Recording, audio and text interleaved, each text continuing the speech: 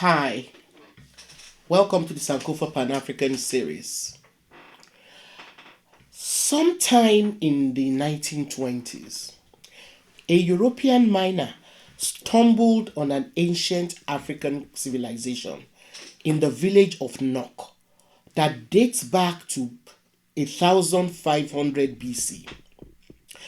This accidental discovery astonished colonial agents who had been educated to believe that sub Saharan Africans had contributed little, if anything, to human civilization. According to this Eurocentric worldview, sub Saharan Africa was in darkness until it came in contact with the people from the Middle East and Europe. This fortuitous rediscovery of Nok civilization debunked and rendered this view untenable by calling for a more critical assessment of the African past and Eurocentric claims.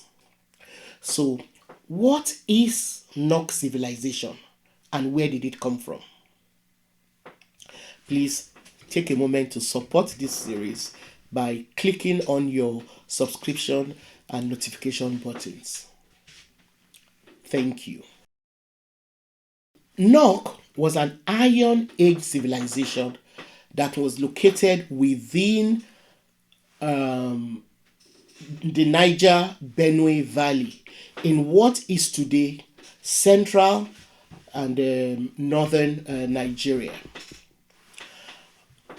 Modern descendants of this civilization are believed to speak Hayam in some historic Nok regions and now live in areas like Jos, Taruga, and Salmon Dukia areas, as well as Hausa speaking areas of Nigeria. Now, the Hausas are concentrated mainly in northern parts of Nigeria as well as the adjoining southeastern Niger Republic. They are also found in other countries including Cameroon, Ghana, Chad, Togo, Senegal, Cote d'Ivoire, the Sudan, Gabon, and etc. Culturally and historically, the Hausas are close to the Fulani, Songhai, Mande, and Tuareg, and other Nilo-Saharan groups. Hausa is also generally spoken by majority of non-Hausas in northern Nigeria and other countries across the northern areas of West Africa. Initially discovered in a village called Nok in northern Nigeria, Nok culture is the oldest civilization with evidence of iron smelting in the whole of West Africa. Unfortunately, very little is known of the origin and even the sociocultural life of ancient Nok people outside of the impressive terracotta figurines and iron implements that they left behind. However, based on the striking artworks and other archaeological remains found in the areas that have been excavated in the Nok, historians and other scholars have continued to be intrigued enough to continue to try and decipher who the ancient Nok people were, so that knowledge about them can take their rightful place in human history. Art historians have suggested that these Nok figures, may be images of deified ancestors or prominent individuals in the Nok society. But before delving into the artistic feat, achievement of the Nok culture, it is necessary to stress the importance of iron technology and its effects on the development of a of human civilization and history. Following the Neolithic revolution that led to the transformation of humans from hunter gatherers to sedentary agriculturists, they needed to first develop farm implements in order to make cultivation of food easier. Um, to do this, human beings initially used stone implements to work the soil and they crush or shell their harvests. Later on, the knowledge of metal was developed through bronze working before a stronger and more durable metal like iron uh, was discovered. In several ways, the discovery of iron technology was quite revolutionary for civilizations like Nok and others across the globe. This was because iron smelting, or the process of extracting iron, was a technological breakthrough, and it was a jealously guarded craft that was rarely revealed to outsiders. Some sources believe that for Nok, this feat was more remarkable because they believe that, unlike others, the Nok civilization leapfrogged, they jumped from the use of Acheulean or stone tools to iron without passing through the Bronze Age like other parts of the world. The presence of iron technology must have revolutionized the Nok society and enabled the people to cultivate more lands to feed their people.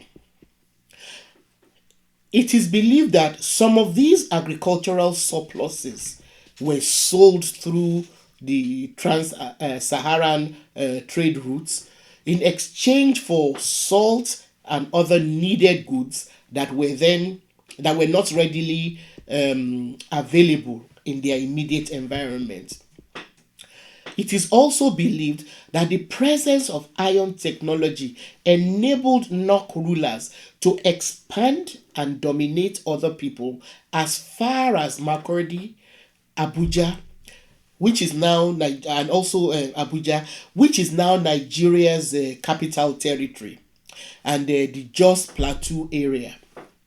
The expansion of the kingdom brought it in contact with other indigenous people across areas of modern Nigeria. Some scholars have even gone so far as to suggest that archaeological evidence point to the influence of Nok on Igbo civilization and Ife culture as well. And these are in southern Nigeria. The sophistication of Nok terracotta, of the Nok terracotta arts, has also led some scholars to believe that an older, yet to be discovered tradition must have preceded Nok culture. Like I said earlier, it's been suggested that the Nok terracottas have some sort of affinity or relationship to later portrait arts, such as the Ife and those found in Igbo. It is this same kind of thinking which prompted historians like Fag to suggest that the Nok people may be the ancestors of most groups in present-day Nigeria. However, these claims have not been sufficiently proven. It is also, but it is what is inconceivable is the idea that the terracottas of the Nok culture were produced by a backward community. That idea is just totally nonsensical. Because it is apparent that Nok terracottas belong to an early African civilization, which is as yet to be fully discovered because much of it is still buried underground. So, some of the settlements which have been excavated show impressive architectural remains pointing to a certain kind of large scale teamwork. Equally significant is the breathtaking artworks of the Nok, which the civilization is better known for. Nok artworks comprise high quality terracotta pottery, iron axes, and stone tools. These artworks represent a distinctive artistic achievement that was unequal by any other during the period of this civilization. So, Nok figurines were particularly striking in their realistic rendition of animals and inanimate objects. And also the fact that these artifacts survived in alluvial deposits in and the tin mines till the time when they were discovered is a testament, to the high quality of these artworks and the artifacts. The most characteristic artifacts, artworks, were figurines of animals and stylized human beings, usually heads made of clay.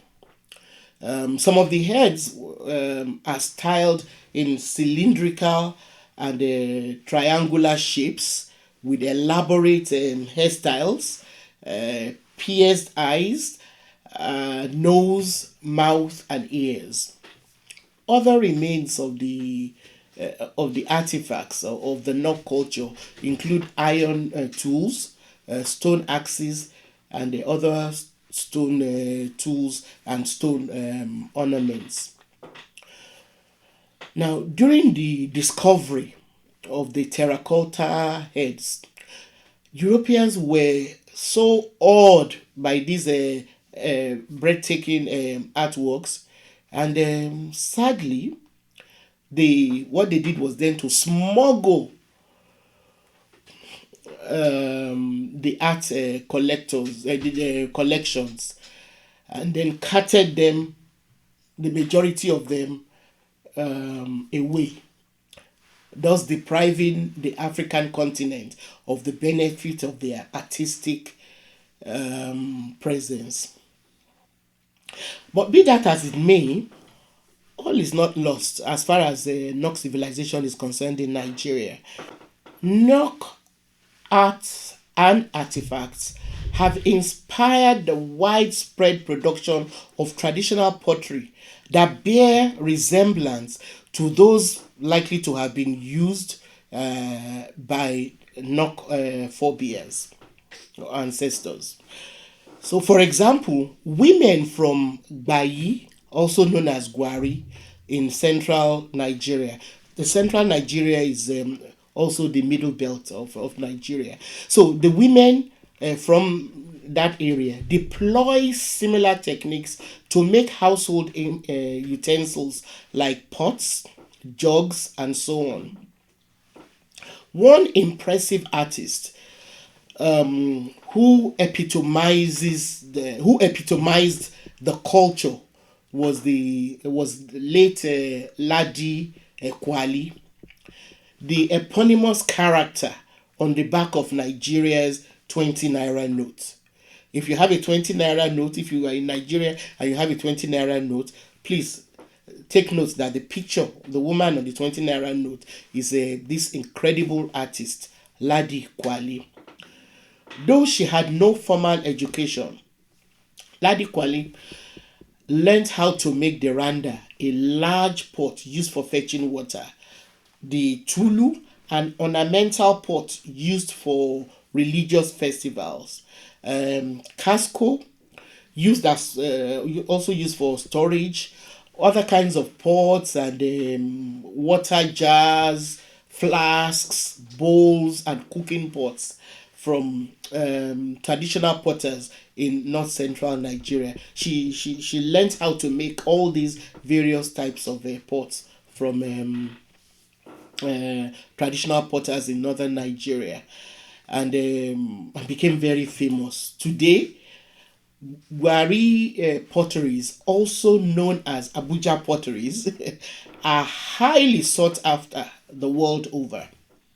So the Nok civilization is still preserved through its artworks in private and public collections, as well as in museums across the globe. Efforts of eminent artists like the late Ladi Kwali and the Ladi Pottery Center in Abuja have helped perpetuate some of the skills that helped produce the Nok culture of old through training and exhibitions. Notwithstanding, more still needs to be done for Africans to get the financial and artistic credit for the original collection looted from the continent during the British occupation of Nigeria. European art collectors are morally bound, not just art collectors, all well meaning Europeans are morally bound to label and give proper credit to and to expedite the process for the repatriation of the stolen arts and artifacts to where they belong. Thank you very much for watching the Sankofa Pan African series. Please continue to engage us on our community platform by sending your comments and questions. Also, remember that we may not always have the answers to all the questions asked, so please share your knowledge and information with us and others. And also, don't stop sharing our videos. And of course, we need you to continue telling your contacts about this channel. See you next time.